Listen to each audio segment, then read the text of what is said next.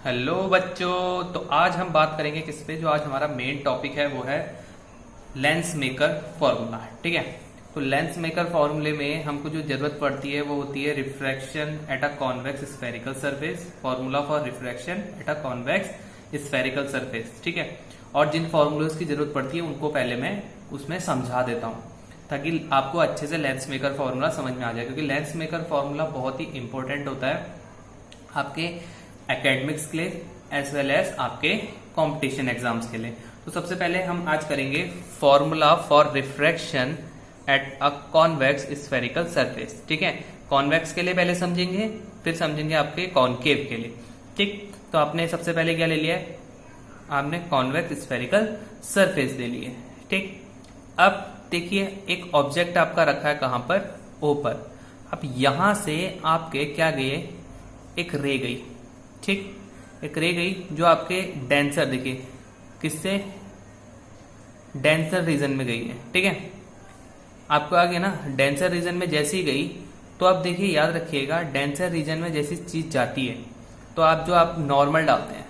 ठीक है, ये हमने एक नॉर्मल डाल दिया यहाँ पे, नॉर्मल की ओर मुड़ जाती है। ठीक है, नॉर्मल की ओर मुड़ जाती है, मतलब डेंसर मीडियम में आप अगर नॉर्मल खींचते हैं तो नॉर्मल की तरफ मुड़ती है रे, मतलब आप जो अभिलंब डालते हैं या फिर जो नॉर्मल डालते हैं तो रे आपकी उसके तरफ मुड़ जाती है। ठीक है, तो यहाँ पर आपका क्या बन गया, R angle.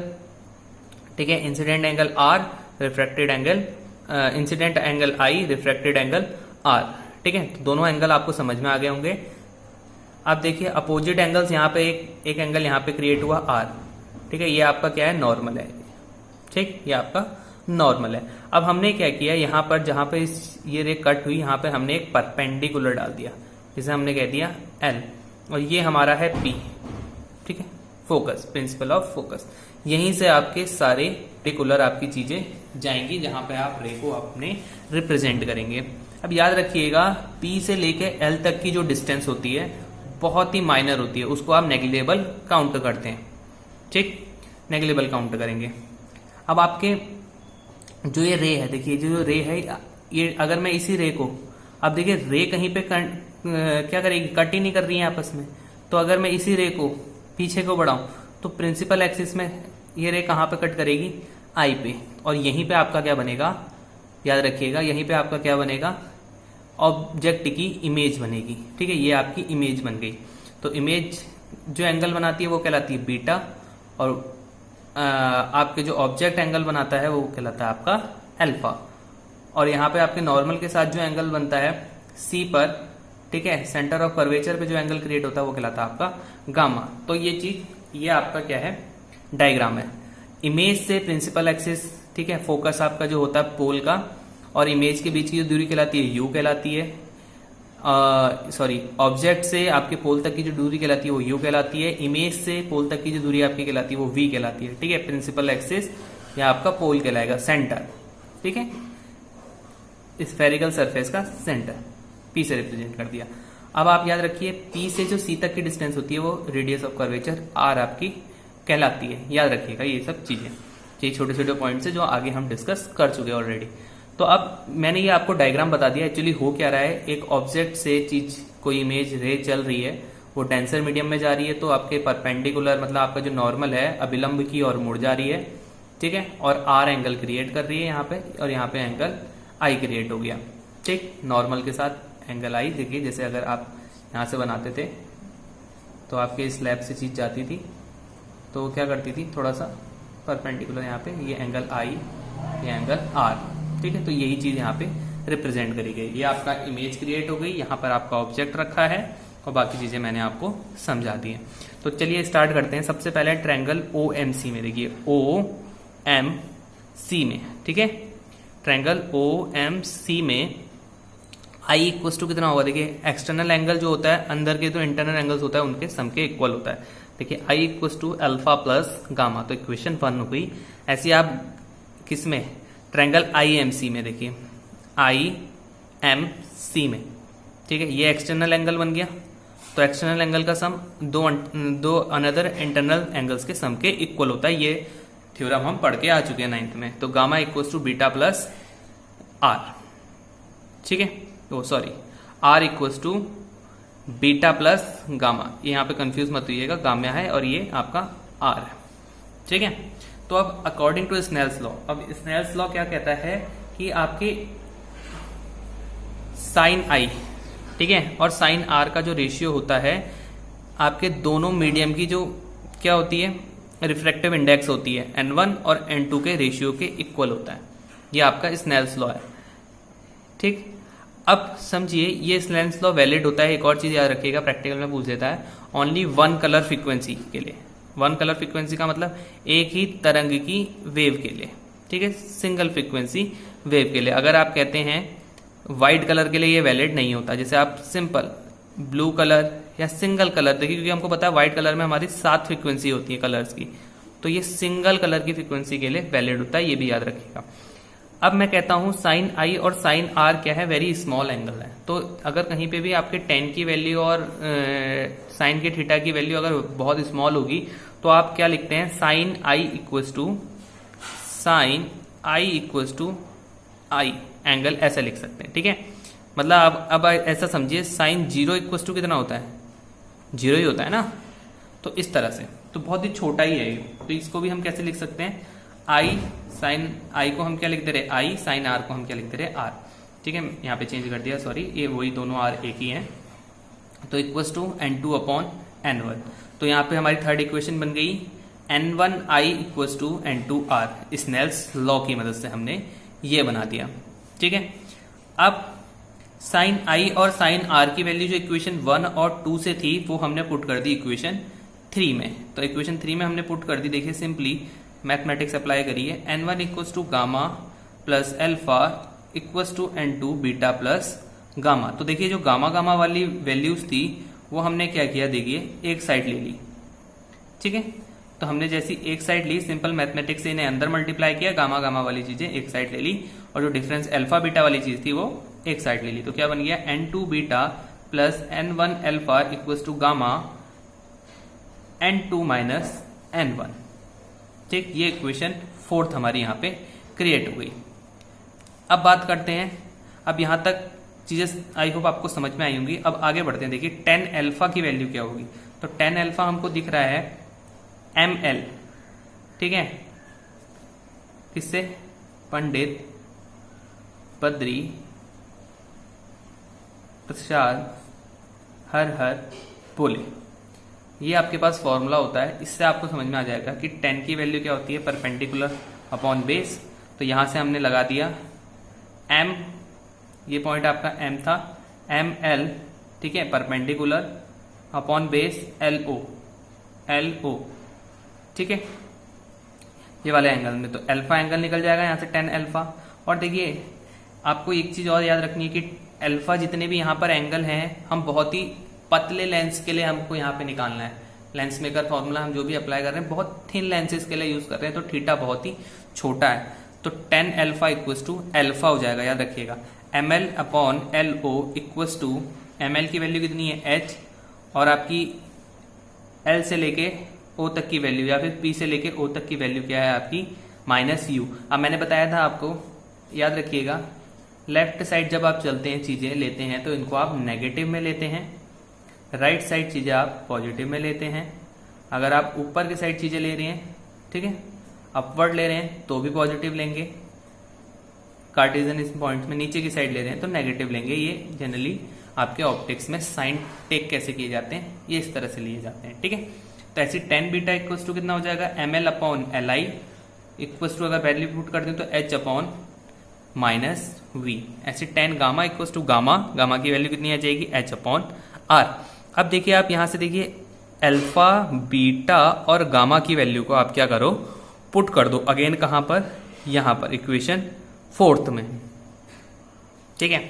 Alpha beta gamma की अगर वैल्यू मैं इक्वेशन 4 में पुट करूंगा तो क्या बनेगा, minus N2 H upon minus V plus N1 H upon minus V,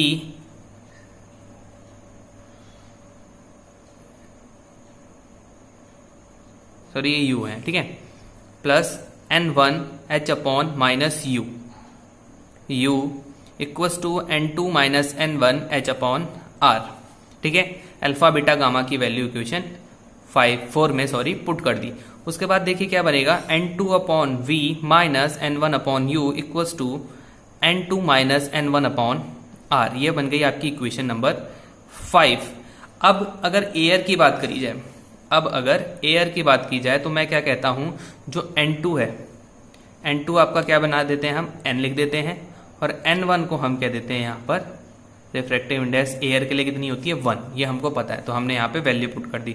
जो नया फॉर्मूला हमारा बना, ठीक है, वो क्या बना, N upon V minus 1 upon U equals to N minus 1 upon R। ये किसके लिए बना, याद रखिएगा, ये किसके लिए बना, हमारा कॉनकेव स्फेरिकल सरफेस के लिए। अब बात करते हैं किसकी, सॉरी, ये बना किसके लिए, कॉन्वेक्स स्फेरिकल सरफेस की। अब बात करते हैं कॉनकेव स्फेरिकल सरफेस, ठीक है। तो इसका डायग्राम देखिए कैसे बनेगा। इसके डायग्राम के लिए देखिए सबसे पहले हमने एक कॉनकेव स्फेरिकल सरफेस ले ली। अब इसका भी देखिए सबसे पहले ऑब्जेक्ट आपका रखा गया, कोई चीज कोई वस्तु रखी गई है जिसकी इमेज आपको कैसे बनेगी। देखिए सबसे पहले ये रे इसकी चली, फिर क्या हुआ, रेयर से डेंसर में गई। अब डेंसर मतलब सघन, ठीक है, सघन मीडियम में गई, डेंसर मीडियम में गई। तो देखिए क्या होगा, डेंसर मीडियम में गई, तो अब डेंसर मीडियम में आपको पता है, मैं यहाँ पे एक परपेंडिकुलर, यहाँ पे देखिए मैंने ड्रॉ किया, एन डाला, वैसे ही जैसे पिछले बार मैंने किया था। तो परपेंडिकुलर की ओर जाती है, याद रखिएगा, जब भी कोई रे रेयर से डेंसर में जाती है तो परपेंडिकुलर की ओर मुड़ जाती है। अगर इसका अपोजिट होगा, डेंसर से रेयर में आ रही होगी, तो परपेंडिकुलर से क्या होगा, दूर की ओर जाएगी, याद रखिएगा, ठीक। तो ये कॉन्सेप्ट भी आगे यूज होगा। फिर हमने बना दिया, देखिए ये थोड़ा सा आगे गई। अब इसी रे को देखिए, ये रे तो थोड़ा सा आगे मुड़ गई। अब इस रे के पीछे की ओर अगर मैं ड्रॉ करूं तो ये कहां पर काटेगी, प्रिंसिपल एक्सिस को, जहां पर काटेगी वहां पे इमेज बनेगी। एक्चुअली आपने पढ़ा होगा, जब भी आप इमेज बनाते हैं तो किस तरह से बनाते हैं, दो रे आप लेते हैं किसी ऑब्जेक्ट से। अब यहाँ पे हमने ऑब्जेक्ट क्या मान लिया, पॉइंट ऑब्जेक्ट मान लिया। तो एक रे तो ये जा रही होगी और एक रे प्रिंसिपल एक्सिस के अलोंग होगी, वो आपको दिखती नहीं है, ठीक है। तो वहां से जो अब प्रिंसिपल एक्सिस वाली को कैसे काट सकता हूं, ये तो सिंपल ऊपर ही जाती रहेगी, ठीक है। तो प्रिंसिपल एक्सिस को काटने के लिए आप क्या करते हैं, पीछे को लेके आते हैं, एक इमेजनरी आपकी क्या बनता है, इमेज बनती है, ठीक है, वर्चुअल इमेज क्रिएट होती है यहाँ पे आई, ठीक। तो सिंपल है, कहां पर, यहां से आई से पी तक की डिस्टेंस आपकी वी कहलाती है, और आपके यहाँ पर सी, जहां पे सेंटर नॉर्मल आपका कट करता है, वहां पे क्या कहलाता है, आर। सेंटर ऑफ कर्वेचर से पी तक की डिस्टेंस आपकी कैपिटल आर कहलाती है, ओ से पी तक की डिस्टेंस आपकी यू कहलाती है, ठीक। अब यहां पर भी सेम कॉन्सेप्ट अप्लाई करना है जैसा हमने पहले किया था। तो ट्रायंगल मैंने बता दिया, सबसे पहले आपको पता है गामा इक्वल्स टू यहाँ पे भी कितना होगा, अल्फा प्लस आई, और गामा इक्वल्स टू यहाँ पे, सॉरी, आर इक्वल्स टू कितना हो जाएगा, आर इक्वल्स टू कितना हो जाएगा, ये देखिए आर और गामा में कंफ्यूज मत होइएगा। यहाँ पे जो हमने लेना है, आई और आर की वैल्यू निकालनी है, ठीक है। तो ये गामा है, यहां पर हम आर को चेंज कर देते हैं, तो इसे क्या कर देते हैं, आर लिख देते हैं, और इसको भी हम आर कर देते हैं, ठीक है, इस तरह से, ताकि ये दोनों एक जैसे ही लग रहे हैं। तो gamma equals to beta plus R, तो आर इक्वल्स टू कितना हो जाएगा, गामा माइनस बीटा। तो आई और आर की वैल्यू निकल गई, आई इक्वेशन फर्स्ट इस कह दिया, इसको इक्वेशन सेकंड कह दिया। Now again according to Snell's law, अब मैं अगेन उस चीज को, उस कॉन्सेप्ट को रिपीट नहीं कर रहा हूं जो मैंने पहले बता दिया है। तो यहाँ पे आपको समझ में आ गया होगा, N1 I equals to N2 R होगा, ठीक है। स्नेल्स लॉ अगर आपको नहीं पता है तो आप जाके एक बार देख सकते हैं स्नेल्स लॉ क्या कहता है, ठीक, और वरना मैं भी आपको कभी बता दूंगा अलग से स्नेल्स लॉ के बारे में। अब देखिए हमने क्या किया, आई और आर की वैल्यू क्या करी, अगेन इक्वेशन थर्ड पे पुट कर दी, ठीक है। तो इसको मैंने थोड़ा शॉर्ट में किया है, सीधे इक्वेशन पुट कर दी है, और गामा की जो कॉमन वैल्यू आती है उसको हमने ले लिया, जो हम पुराने कॉन्सेप्ट किया हमने उसको मैंने स्किप कर दिया यहाँ पे, ठीक है। N2 beta minus N1 alpha equals to gamma N2 minus N1। तो आपको पता है 10 अल्फा की यहाँ से वैल्यू निकालनी है, तो 10 alpha equals to H upon कितना हो जाएगा, H अपॉन आपका कितना हो जाएगा, U, ठीक है। तो 10 अल्फा इक्वल्स टू कितना हो जाएगा, H अपॉन U, ठीक है। ऐसे टेन बीटा इक्वल टू यहाँ से देखिए टेन बीटा यहाँ पर है, तो टेन बीटा इक्वल टू कितना हो जाएगा आपका एच अपॉन वी, सॉरी यहाँ पे गलत हो गया है, एच अपॉन वी। अब ये पी एल आई है तो ये पी आई होगा, और पी आई की डिस्टेंस कितनी होगी, वी होगी, ठीक है। तो यहाँ पे वैल्यू पुट कर दी, ऐसी गामा इक्वल टू कितना हो जाएगा एच अपॉन माइनस आर। यहां से देखिए ये डिस्टेंस पूरी कितनी जाएगी, अल्फा के लिए कितना हो जाएगा u, और बीटा के लिए कितना हो जाएगा v, और आप गामा जब लेंगे तो अपॉन में आ जाएगा r, तो h अपॉन r। बाकी h सबका कॉमन है, परपेंडिकुलर है। तो अल्फा बीटा गामा की वैल्यू अगेन आप इक्वेशन किस में पुट कर देंगे, 4 में पुट कर देंगे, ठीक है। ये है आपकी इक्वेशन 4। तो अगेन इक्वेशन 4 में पुट कर देंगे तो फिर वही वैल्यू आ जाएगी जो आपकी किसके लिए आई थी, कॉन्वेक्स के लिए आई थी। तो याद रखिएगा सिंपल मैथमेटिक्स से जो हमने पहले अप्लाई किया था, n2 upon V minus n1 upon U equals to n2 minus n1 upon r। तो वही एयर के लिए n1 इक्वल्स टू हमने क्या रख दिया 1, और आपके n2 को हमने क्या कह दिया, सिंपल n कह दिया। तो जो वैल्यू आ गई n upon V minus 1 upon U equals to n minus 1 r। तो देखिए जो फॉर्मूला ड्रॉ होता है और जो इसका मेथड है निकालने का, कॉनकेव और कॉन्वेक्स दोनों के लिए ही सेम है, बट जो इमेज बनती है उसमें थोड़ा सा डिफरेंस आ जाता है। यहाँ पर देखिए इमेज जब आप पीछे ऑब्जेक्ट बनाते हैं तो ऑब्जेक्ट से आगे बनती है इमेज, और देखिए दोनों ही पॉइंट ऑब्जेक्ट, देखिए पॉइंट ऑब्जेक्ट है तो इमेज भी क्या होगी, पॉइंट ही बनेगी, ठीक है। बहुत छोटी इमेज बनेगी, इमेज कोई बहुत बड़ी नहीं बनेगी, इस चीज को भी ध्यान रखिएगा, ठीक है।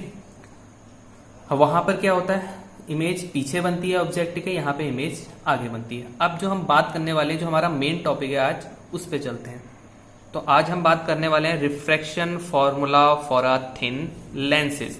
एक थिन लेंसेज, थिन लेंसेज का मतलब यहाँ पे मैं थोड़ा आपको मोटा जरूर दिखा रहा हूँ, बट ये एक ऐसा लाइन की तरह लेंस होगा, ठीक है। थिन कह रहा हूँ मतलब बहुत ही पतला, एक लाइन की तरह ये लेंस होगा जनरली, बट यहाँ पे समझाने के लिए इसे मोटा बनाया गया है। एक्चुअली ये इतना मोटा नहीं होता, या फिर इसको और तरीके से भी कह सकते हैं drive the lens maker formula, ठीक है। किसी भी तरह से आ सकता है, तो आपको पता होना चाहिए दोनों ही चीजें। तो आप देखिए है क्या, इस सबसे पहले ये जो हमने इमेज ये फिगर बनाया है, सबसे पहले एक पॉइंट ऑब्जेक्ट रखा है, इससे एक रे जो है आपकी यहाँ से चलती है, देखिए जैसी लेंस की सरफेस को हिट करती है। अब याद रखिए यहाँ पर एक रिफ्रैक्शन इंडेक्स यहाँ पर का क्या है, आपका पार्ट 1 का क्या कह दिया n1, और जो बीच में लेंस है उसका क्या कह दिया n, और जो बाहर है उसको कह दिया हमने n2। तो अंदर जो लेंस है, जो मटेरियल अंदर है लेंस के, वो डेंसर है कंपेयर टू बाहर के मटेरियल्स के, ये याद रखिएगा, ठीक है। तो अब यहाँ पे हमने जहाँ पे दो सरफेसेस यहाँ पे बनी, डिफरेंट सरफेसेस हुई यहाँ पर, वहां पे हमने क्या डाल दिया, एक अभिलंब या नॉर्मल डाल दिया। अब आपको पता है डेंसर की ओर जैसी कोई रे जाती है तो वो नॉर्मल की ओर मुड़ जाती है, ठीक है। तो नॉर्मल की ओर ये थोड़ी सी बेंड हो गई। अब जैसे ये बेंड हुई, अभी देखिए थोड़ा डायग्राम थोड़ा सही नहीं है ये, जैसे ये बेंड हुई तो कुछ इस तरह से बेंड होगी, और ये जैसे बेंड, जैसे ऐसे ये बेंड हुई तो इसी रे को अगर मैं पीछे की ओर बढ़ाऊंगा तो ये कहाँ कट करेगी, I1 या I डैश पे कट करेगी, ठीक है। और ये फिर रे देखिए, फिर यहाँ से दूसरी सेपरेट हो जा रही है सरफेस, यहाँ पर एक सरफेस है, यहाँ पे दूसरी सरफेस है, तो यहाँ से क्या होगा, देखिए फिर मैं एक नॉर्मल डालूंगा, तो नॉर्मल डाला यहाँ पर, देखिए ये नॉर्मल है, तो नॉर्मल से दूर की ओर जाएगी, क्योंकि डेंसर से अब ये कहाँ की ओर जा रही है, रेयर में जा रही है, ठीक है। सघन से कम सघन की ओर जा रही है, तो क्या होगा, उससे दूर की ओर जाएगी। तो यहाँ पर ये कट किया, तो एक इमेज यहाँ पे क्रिएट हुई आई, देखिए, ठीक है। अब देखिए इस सरफेस के लिए, इतनी सरफेस के लिए, देखिए जो आधी सरफेस है इस लेंस के लिए, देखिए यहाँ पर आप कॉनकेव और कॉन्वेक्स दोनों ही यहाँ पे सरफेसेस आपको मिलेंगी। तो सबसे पहले इस सरफेसेस को अगर आप यहाँ पे पीछे करेंगे तो एक इमेजिनरी ऑब्जेक्ट बनेगा इसके लिए आई डैश, और जो आपका रियल ऑब्जेक्ट, एक्चुअली जो रियल इमेज बनी है ऑब्जेक्ट की, वो आई इस तरफ बनी है, ठीक है। पर एक आपकी इमेजिनरी आपकी जो आपको इमेज मिलेगी, एक यहाँ पे भी मिलेगी, वो होगी आपकी आई डैश, ठीक। तो अब हम ड्रॉ करते हैं, सबसे पहले फर्स्ट सरफेस की बात करते हैं, फर्स्ट सरफेस की, ठीक है। तो फर्स्ट सरफेस में हमने जो पुराने हमारे फॉर्मूले थे उसे अप्लाई करते हैं, n अपॉन, सीधे बताता हूं, n अपॉन v, ठीक है। यहां से लेके यहां तक की आपकी क्या हो जाएगी v, तो यहां से P1 से I1 v, यही फॉर्मूला हमने अप्लाई किया था, n upon v minus n1 upon u तो u आपका कितना हो जाएगा, p से लेके o equals to n minus n1 upon r1। ये फॉर्मूला हमने अप्लाई कर दिया। आपको याद है अभी हमने दोनों फॉर्मूले बताए हैं, वहां से ये फॉर्मूला आपने अप्लाई कर रखा है। ठीक है, ऐसी सेकंड सरफेस के लिए देखिए, सेकंड सरफेस जो अंदर है इसके लिए देखिए n2। अब देखिए दूसरे वाले लेंस में समझिए अब इस फिगर को। अब दूसरे वाले लेंस का देखिए जो रे आई है, एक्चुअली ये जो रे है अगर मैं इसको पीछे की ओर बढ़ाता तो ये आई डैश पे कट कर रही थी, तो इसी की जो आपकी इमेज बनी है वो आई बनी है। तो दूसरे वाले पार्ट के लिए जो आपकी इमेज है, ऑब्जेक्ट है, वो एक्चुअली आई डैश है, याद रखिएगा। और जो आपकी इमेज बनी वो आई यहां पर बनी है। पहले वाले के लिए जो आपका ऑब्जेक्ट है वो यहां पर रखा गया है ऊपर, और जो इमेज बनी है वो ये बनी है। ठीक है, आई डैश पे। अब फर्स्ट वाले के लिए आई डैश इमेज है और सेकंड वाले के लिए आई डैश आपका क्या है, ऑब्जेक्ट है। क्योंकि आप यही रे तो एक्चुअली ये रे जो है वही तो एक्चुअली यहाँ पे क्या हुआ है, मुड़ी है। ठीक है, तो ये चीज आप कॉन्सेप्ट अपने दिमाग में रखना। ठीक, तो यहां से सेकंड वाले के लिए हम फिर वही बनाएंगे n2 upon v minus n upon u equals to n2 minus n1 upon r। ठीक है, आप यहां पे कंफ्यूज ना हो इसके लिए मैंने दोनों फॉर्मूले कहां से आए हैं ये मैंने पहले ही समझा दिया। यहाँ पे मैंने P2I लिखा है, बट मैं आपको फॉर्मूले के बिहाफ पे समझा रहा हूँ। पीछे जो मैंने आपको फॉर्मूले समझाए कि यहाँ पे कैसे होता है n2 upon v minus n upon u equals to n2 minus n1 upon r, जो फॉर्मूले हमने पहले ही ड्रॉ कर लिए। तो इक्वेशन 1 और इक्वेशन 2 यहाँ पे क्रिएट हो गई। अब हमने क्या किया, इक्वेशन 1 और इक्वेशन 2 को ऐड कर दिया। ठीक है, जैसे ही हमने ऐड किया क्या बन गया, n2 upon C I minus n1 upon C U. अब देखिए इसको हमने क्या लिखा है, P2I को हमने CI कैसे लिखा है, याद रखिए ये जो डिस्टेंस है ये बहुत ही स्मॉल है, तो इसको हमने नेग्लिजिबल मान लिया। इसीलिए यहाँ पे P1I1 कन्वर्ट हो गया CI1 में और P1O कन्वर्ट हो गया CO में, ताकि आपको कंफ्यूजन ना हो। ठीक है, चीजें लेने में बात वही है। अब यहां पर कितना हो जाएगा, n2 upon CI minus n1 upon CO equals to n minus n1 upon r1 plus n2 minus n upon r2। ठीक है, तो अब यहां पे देखिए CO हमारा क्या है, C से O तक की एक्चुअली क्या है, ऑब्जेक्ट रखा गया है ना, तो इसकी वैल्यू क्या हो जाएगी U, और आपका CI क्या है, C से लेके I क्या है आपका V, तो यहां पे आपका इसकी वैल्यू हमने V रख दी। ठीक है, इसको अभी तक हम क्या कर रहे थे, V नहीं लिख रहे थे जानबूझ के। मैंने आपको समझा दिया ये फॉर्मूले के बिहाफ पर, बट हमने इसको वैल्यू के टर्म पे यहीं पे पुट किया। ठीक है, क्योंकि ये जो आई डैश है वो पहले वाले पार्ट के लिए क्या है, एज अ इमेज काम कर रहा है। सेकंड वाले पार्ट के लिए ये एज अ, देखिए जो सेकंड वाला थर्ड वाला एक्चुअली पार्ट है उसके लिए एज अ ऑब्जेक्ट काम कर रहा है। ठीक, बट इसका कोई यूज है नहीं, इसलिए हमने इसको एज अ CI और CI डैश इसी के टर्म में हम इसको पुट कर देते। ठीक है, कंफ्यूज मत होइएगा। तो यहां पे क्या बन जाएगा आपका n2 minus n1 upon r2 plus n minus n1 upon r1 equals to n2 upon v minus n1 upon u। ये हमारी बनी थी थर्ड इक्वेशन। अब थर्ड इक्वेशन में याद रखिए, अगर आपका जो भी ऑब्जेक्ट है, ठीक है, वस्तु आपने जो भी है वो रख दी आपकी इनफाइनाइट में, तो उसकी इमेज कहां पे बनेगी, याद रखना है, फोकस पे बनेगी। इमेज कहां पे बनेगी, फोकस पे। तो F इक्वल्स टू क्या रख दिया, V इक्वल्स टू हमने क्या रख दिया F, और आपका U इक्वल्स टू क्या रख दिया, इनफाइनाइट। और समथिंग अपॉन इनफाइनाइट क्या होता है, 0। तो 1 अपॉन F इक्वल्स टू कितनी वैल्यू आ गई, 1 upon n2 n minus n1 upon r1 minus n minus n2 upon r2। ठीक है, ये याद रखिएगा, ये चीज समझ में आ गई। अब अगर हम बोथ मीडियम हमारा क्या हो, सेम हो, अगर हमारे दोनों ही मीडियम क्या हो, सेम हो, मतलब n2 और n1 आपके सेम हो जाए, तो क्या होगा, तो ठीक है, n1 upon v minus n1 upon u equals to n minus n1 upon r1 plus n minus n upon r2। ये हमारी इक्वेशन थर्ड थी। तो ये थर्ड इक्वेशन में देखिए दोनों ही आप n2 के जगह भी क्या रख दिया हमने, n1 पुट कर दिया है, तो कितना हो जाएगा, यहां से कॉमन ले लेंगे आप, और यहां से भी आप क्या करेंगे, n1 कॉमन ले लेंगे, तो ये क्या बन जाएगा, यहां पे देखिए क्या बन जाएगा, n, देखिए यहां पे क्या बनेगा, n अपॉन n1, और यहां पे कितना बन जाएगा, 1 माइनस n अपॉन n1। ठीक है, अब देखिए n अपॉन n1, ठीक, याद रखिएगा n अपॉन n1 आपका क्या बन जाता है, म्यू बना देते हैं हम इसको। ठीक है, रिलेटिव रिफ्रैक्टिव इंडेक्स, तो इसको हम क्या कह देते हैं, म्यू कह देते हैं, ताकि आप कंफ्यूज ना हो। रिलेटिव रिफ्रैक्टिव इंडेक्स म्यू से रिप्रेजेंट कर देते हैं। ठीक है, तो आपका क्या हो जाएगा, 1 upon V minus 1 upon U equals to mu minus 1 upon R1 minus 1 upon R2। ये आपका होता है लेंस मेकर फॉर्मूला। ठीक है, अब अगर मैं बात करता हूं, यहां पे देखिए इक्वेशन 5 ड्रॉ हो गई। अब देखिए क्या करेंगे हम, अगर हम कहते हैं कि हमारा जो ऑब्जेक्ट हो, ठीक है, इसको यहीं पे स्टॉप करते हैं। अब समझिए, अगर हम कहें जो हमारा ऑब्जेक्ट है वो इनफाइनाइट पे रखा गया है, तो आपको पता है जो इमेज बनेगी वो कहां बनेगी, फोकस पे बनेगी। तो अगर मैं यहां पे इसी फॉर्मूले पे देखिए तो कितना हो जाएगा, इस फॉर्मूले में अगर मैं पुट कर दूं, अगर इस फॉर्मूले की मदद से यहां पे देखिए, फिर वही कंसेप्ट अगर मैं बैठा दूं यहां पे, तो कितना होगा, अगर यहीं पे देखिए, ये देखिए ये है ना, यहां पे बना था, अब मैंने यहां पे n1 n2 इक्वल कह दिए ना, तो यहां पे ये चीज बन जाएगी। अब इस चीज में हमारा simple 1 upon F equals to कितना हो जाएगा,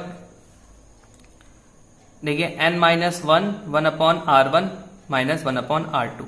अगर मैं v की जगह क्या कर दूं, f पुट कर दूं, और u की जगह इनफाइनाइट, मतलब हमारी जो इमेज बन रही है वो कब बन रही है, कहां पे बन रही है, फोकस में बनेगी, जब हमारा ऑब्जेक्ट कहां पे रखा गया है, इनफाइनाइट पे रखा गया, याद रखिएगा। ठीक है, इनफाइनाइट पे रखा गया तो इमेज फोकस पे बनेगी। और याद रखिएगा, अगर ऑब्जेक्ट हमारा फोकस पे रखा जाए तब क्या होगा, इमेज इनफाइनाइट पे चली जाती है। तो यहां से अगर हम इक्वेशन 5 और 6 को कंपेयर करें, तो हमने जो लेंस मेकर फॉर्मूला हमारा ड्रॉ किया था, ठीक है, ओ सॉरी, हाँ, यहाँ पे लेंस मेकर जो फॉर्मूला ड्रॉ करा था वही निकल जाता है, 1 upon V minus 1 upon U equals to 1 upon F. तो लेंस मेकर फॉर्मूला भी आप यहाँ पर ड्रॉ कर सकते हैं।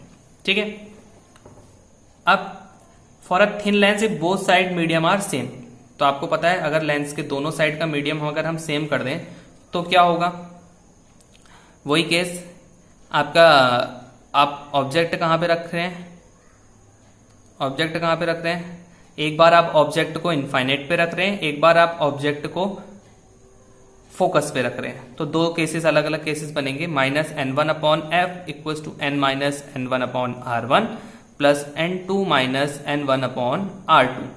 ऐसी दूसरी बार में बनेगा n2 upon f2 equals to n minus n1 upon R1 plus n2 minus n upon R2। तो अगर यहाँ पे आप दोनों इक्वेशन 7 और 8 की कंपेयर करेंगे तो यहाँ पे क्या बन जाएगा, देखिए f1 upon f2 equals to minus n1 upon n2। अब देखिए अगर मैं कहता हूं दोनों साइड मीडियम सेम है तो n1 और n2 की वैल्यू इक्वल होगी, तो आपकी जो फोकल लेंथ होगी दोनों साइड, ठीक है, वो सेम आएगी एक लेंस के लिए। अगर यहाँ पे एक लेंस अगर मैं यहाँ पे ड्रॉ करता हूं, एक पतला सा थिन लेंस है, तो इसके, ठीक है, यहाँ की फोकल लेंथ जितनी निकलेगी उतनी यहाँ की होगी। ठीक, इस चीज को याद रखिएगा, दोनों साइड बस इतना अंतर होगा, एक साइड आप नेगेटिव टेक कर रहे होंगे, एक साइड आप पॉजिटिव टेक कर रहे होंगे। और एक और चीज याद रखिएगा, प्रैक्टिकल पर्पज से मैं एक चीज और ऐड इसमें कर देता हूं। अब आप निकालते हैं कोई आपको लेंस यहाँ पे दिया जाएगा आपके लैब में, जब भी आपको लैब में ले जाएंगे तो आपको कहा जाएगा इसकी फोकल लेंथ निकालो, या V और U निकालने को आपको दिया जाएगा। तो जनरली आप क्या करोगे, एक स्केल लेते हैं और आप क्या करेंगे, जैसे ही आप देखिए जहां से सन की लाइट पड़ रही होगी वहां से आप क्या करेंगे, एक पॉइंट, ठीक है, किसी कागज या किसी चीज में भी यहाँ पे आपकी जमीन में आप क्या करेंगे, पूरी जितनी भी आपकी लाइट आ रही होगी उसे फोकस करेंगे एक पॉइंट पर, जहां पर भी वो लाइन किसी भी सनलाइट को क्या करता है, फोकस कर देगा। ठीक है, वो उसकी फोकल लेंथ निकल जाती है इन प्रैक्टिकल। तो प्रैक्टिकल्स में ऐसे निकाला जाता है और कभी पूछ भी देते हैं कि इसकी फोकल लेंथ बताओ लेंसेज की, तो आप ऐसे चेक करते हो। समझ में आ रहा है मैं क्या कह रहा हूं?